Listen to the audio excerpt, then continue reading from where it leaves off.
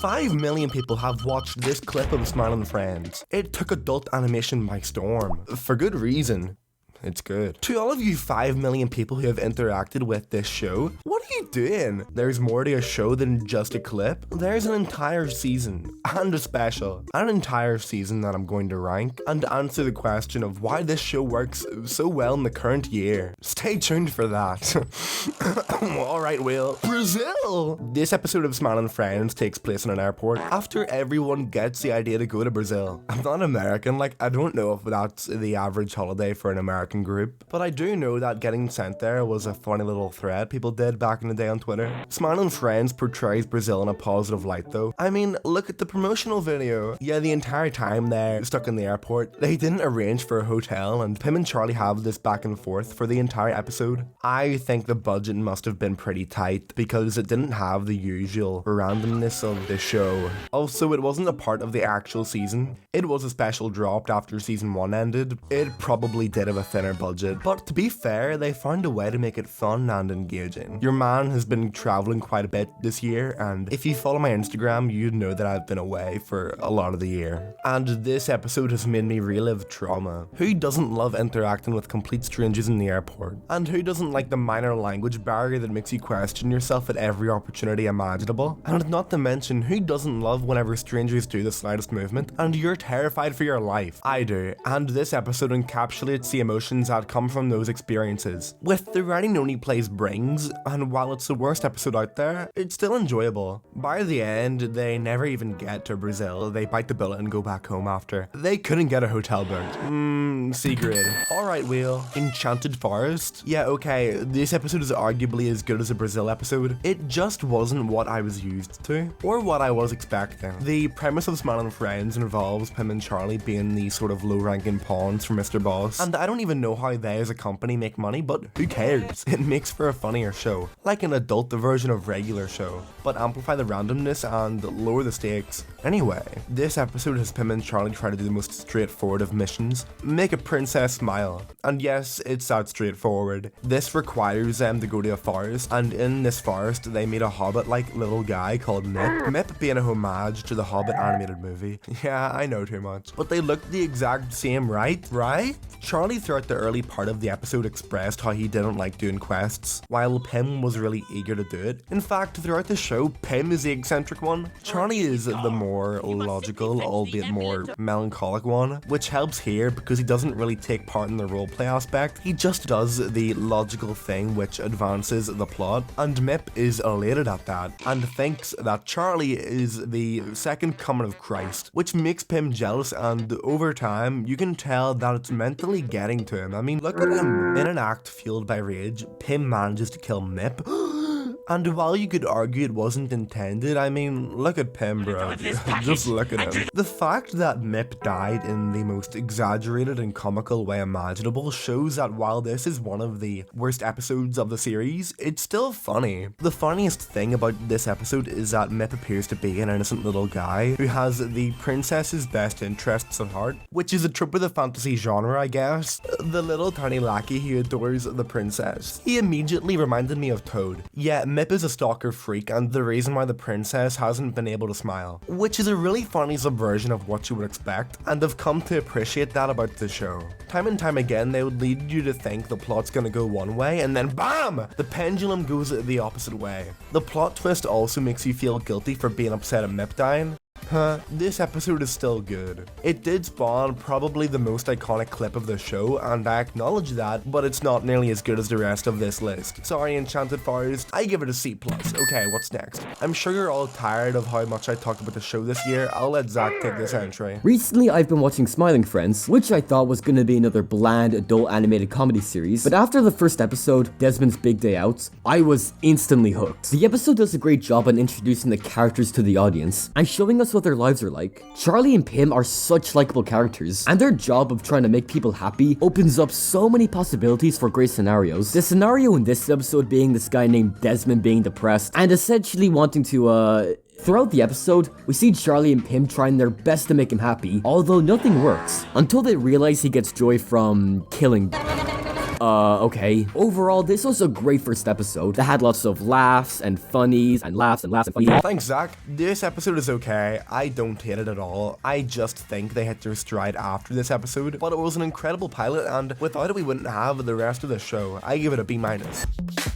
Alright, from here on out, I like every episode a lot. I like them so much I've watched them more than twice. Charlie dies and doesn't come back. This episode is a really unique holiday special, and it isn't talked about as much as it should be. It's a really good episode. Here, Mr. Boss, being a typical boss, asks Pim and Charlie to go out and get a Christmas tree for the office, but it doesn't go as planned, and Charlie chops down a tree and yeah, I can't show that. I love how in the start of the episode, the usual divide in the mentality between Pim and Charlie is shown clearly in that Pim, despite being told to get a Christmas tree 5 minutes before the end of his shift, is so ecstatic.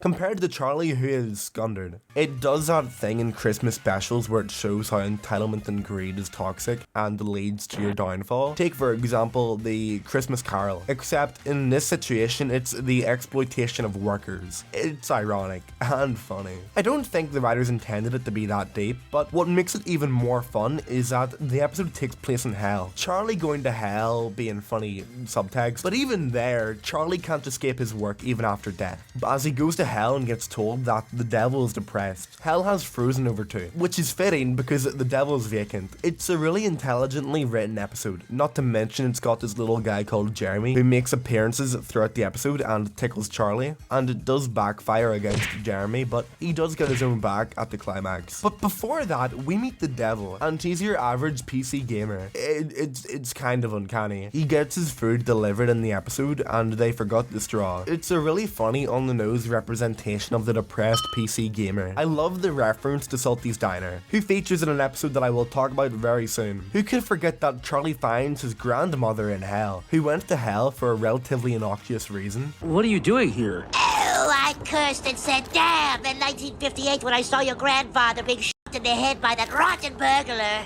I love how blunt Charlie is with telling the devil how to improve. He says that the devil is stuck in short-term dopamine rushes, which is objectively true, and anyone who's been in that cycle knows the pain. It's all capped off when the devil starts vaping too. The devil talking about being able to quit at any time is pretty funny.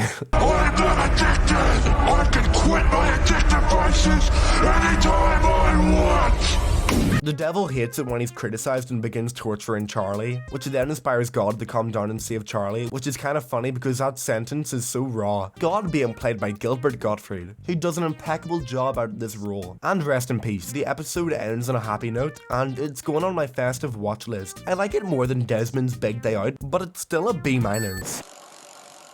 Back to the topic of festive, next is the Halloween special. I rate this episode highly because it's well written. The joke about bad Halloween costumes at the beginning comes back at the end in an incredibly ironic and funny way. I adore Pim as a character, as he makes the entire world 10 times more innocent. Charlie is great in his own way, but Pim is my favourite. The episode begins with a live action segment, foreshadowing the events that'll happen. The show is kind of like the Amazing World of Gumball in that aspect. They'll introduce different forms of media, and it always looks great and fits the vibe the show's going for. Because the show itself is such a large umbrella for what is on brand. Sometimes the show gets hyper realistic, like SpongeBob. Other times the show's got elements of live action. It uses models occasionally, and they all work well. I've never watched the show and been like, that doesn't fit. Speaking of fit, this episode is different from the rest of the Smiling Friends episodes because the environment it takes place in is this extremely dark and eerie forest. At the start of the episode, Pim was sent there to get firewood by the boss for a party, and I'm beginning to think that the boss isn't that good of a guy. Also, like, who gets firewood for a party? That's such an awkward plot device. Pim gets lost in the forest, as you'd expect. I mean, he crossed the rickety bridge, the bridge he was specifically told not to cross. The hater in me really enjoyed seeing Pim get mentally broken throughout the episode, even though he started out on an emotional and spiritual high. Another aspect of the show that is understated is the animation, and here, this episode has got crazy animation.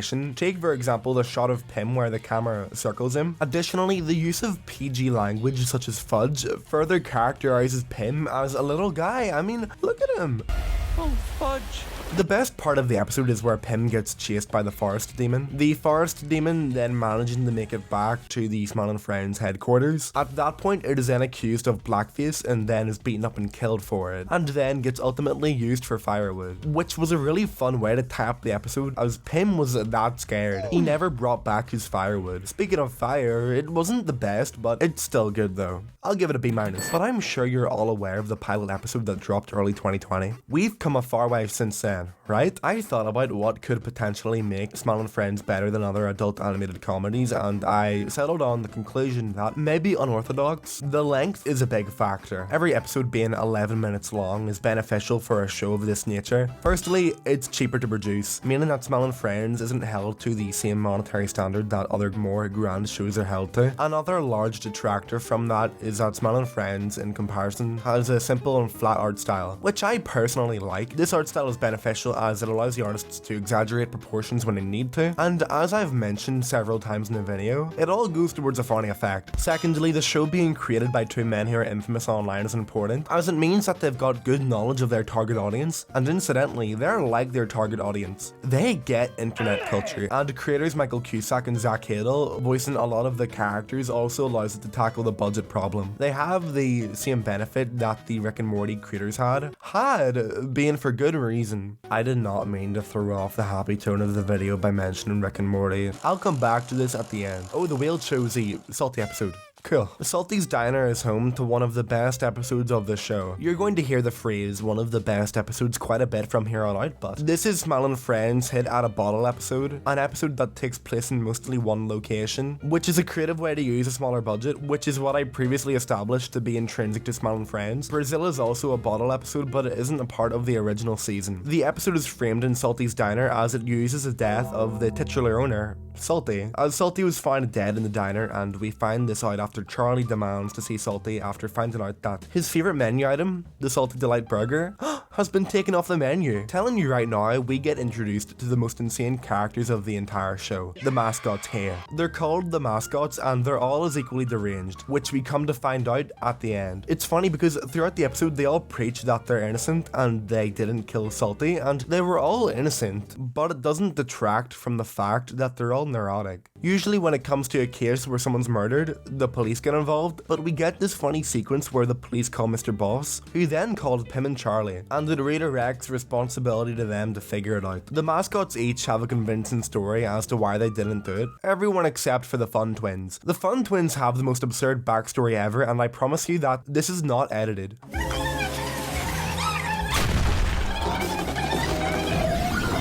And I can't forget to mention how much I like the mascots' designs. They all ooze the aura of a ran-down fast food joint. My favourite one being Ketchup and the Fun Twins. Even if they aren't fast food related, they're just random. A majority of the 11-minute runtime is taken up by Pim and Charlie going through each mascot story, all of them not being conclusive towards anything, except for the fact that each of them had a reason to hate Salty. It was kind of predictable, but Salty had a heart attack and died on his own. Yeah, no mascot did it. Oh yeah! This episode gets points because the puddle was a Chris Chan impression. They tried to get Chris Chan, but it didn't play out. Oh well, the episode ends off with the mascots escaping and wreaking havoc. The only reason this one isn't higher is because you can predict the conclusion because it in of itself has become its own trope. You know the whodunit where the person died on their own? It was interesting meeting the Secret Century Egg mascot who spat God knows what onto Pim. I give this one a B. I want to hear what you think of these episodes too. Comment below your own ranking.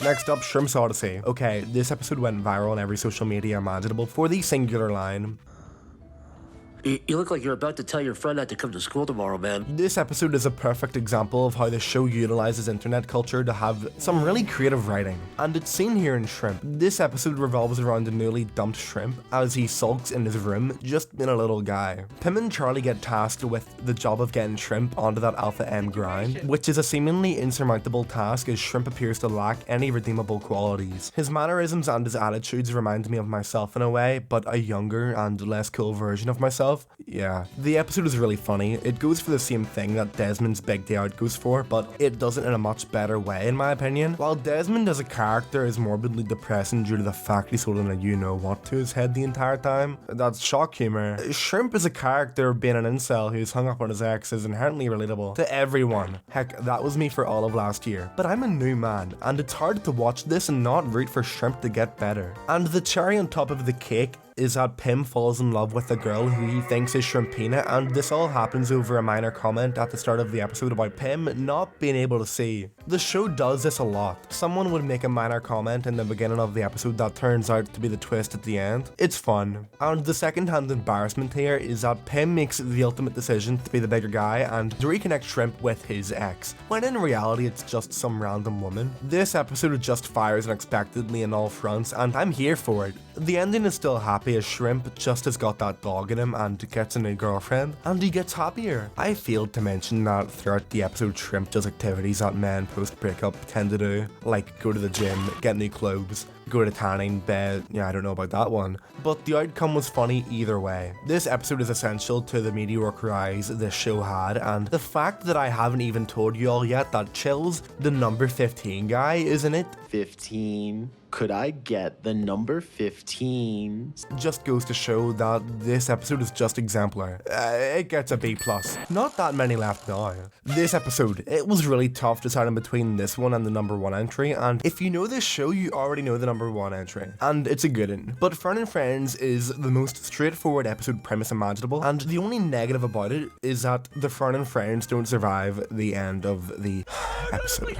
That's right, they're restricted to this episode alone, which is unfortunate because they're some of my favourite characters. Introducing Grim and Gnarly. They're like an evil version of Pim and Charlie, and the names Grim and Gnarly are creative and extra points for it rhyming. They're the show's take on the evil main character trope. Take for example Wario and Waluigi, Shadow, and like for the joke, imagine the evil version of Scott Pilgrim. This trope of character is one of the most popular within gaming and cartoons, and deservedly so. Having a character exist out of spite for the main character is so interesting as you get to see how the protagonist reacts to an op. And in Smile and Friends, where Pim and Charlie have the aim of making people smile, Grim and Gnarly have the aim of making people frown, which is such a petty and nihilistic job that is only funny in the context of the world of Smile and Friends. Where do I begin with what I like about this episode? The designs of Grim and Gnarly are incredible because they're the polar opposites of Pim and Charlie. Grim is messily dressed, his eyes that aren't doodled, he's got 3 hairs instead of 1, he's wearing trousers. See, Grim isn't nearly as funny as Gnarly. Gnarly has actual eyes, is skinny, has got a normal nose, has eyebrows, has hair, not just on the back of his head, his mouth is normal, he's got a chin and a little beard going on, and is dressed in the same edgy clothing as Grim. Now that I've described it, I hope you agree that these one-off characters have a lot of detail. Them as a pair of characters are nihilists, compared to Pim and Charlie who are optimists by comparison. Pim is an optimist, I don't know about Charlie. Mr. Boss is one of the best characters in the show by a mile, and it's shown here. The fact that he works in an empty void is comical, and his room has ambience to it, which makes it ominous. And then on top of that, he's going through mental anguish in this episode, shown by his reaction to them moving in next door. A new company moved in across the street called the Frowning Friends, and we just wanted... Frowning Friends? Heck, he even invites a group of businessmen over to help him figure out how to combat the Frowning Friends. All of them giving abysmal advice apart from Ronald Reagan, who gives the only reasonable advice you can have for a company about making people smile. Who would have thought Ronald Reagan would be in this show? You just have to watch this episode, but Mr. Boss embodies fear and reminds me of Green Goblin as he constantly fights himself between being a psychopath and a nice benevolent guy. The episode ends in the Frowning Friends giving a speech that goes one step too far, showing their hateful nature, this accumulating to a point where Mr. Boss rocks up shirtless with a weapon, and then Grim contradicts his entire mentality in 2 seconds, which is a funny watch. The Frowning Friends don't survive the episode due to the Renaissance men coming, but in typical fashion, Renaissance men doesn't mean anything, and these are just random English people. I mentioned it in a YouTube short, but whenever a friend asks about the show, I tell them to watch this episode. It's iconic and shows you how competent the writers are at making funny characters, something that a lot of adult animation animation struggles with a grip. Alright, last but not least, Mr. Frog. Who would have thought? In the modern day, cancel culture is a laughingstock now, as we cancel people for very little nowadays. Whilst people who do genuinely bad things get redeemed by doing the bare minimum, it's why Twitter's a genuine joke. This episode takes the social media culture and applies it to a character who is genuinely awful, seen by Mr. Frog. Mr. Frog is a character who is embarrassingly straightforward. He was an international superstar and starred on a TV show, but he got removed because he had a reporter in his mouth. Yeah, in this example, Mr. Frog did a hyperbolic thing that is so out there it's funny to the audience, but it's also such a stupid crime that is so far removed from anything in reality it works for a cartoon. Pim and Charlie get tasked with the incredibly difficult task of redeeming Mr. Frog's public reputation. You know, get him a second chance. The amount of patience that Pim and Charlie have in this episode is tested because we just watch Mr. Frog make slight improvements, only to sink further down by making the most insane bombastic mistakes. I think everyone can relate to making a mistake and feeling like you have to redeem yourself. Making a mistake is inherent to being human, but I have not laughed as hard as I have since I watched the scene of Mr. Frog go on Jimmy Fallon and say, Probably working with all those filthy. I don't even know what he said, but you can insinuate what he said based off of Jimmy Fallon's reaction. And the fact that he does that after being given several second chances is insane. At that point, you just lose hope for the character. While that's happening, they're trying to recast Mr. Frog.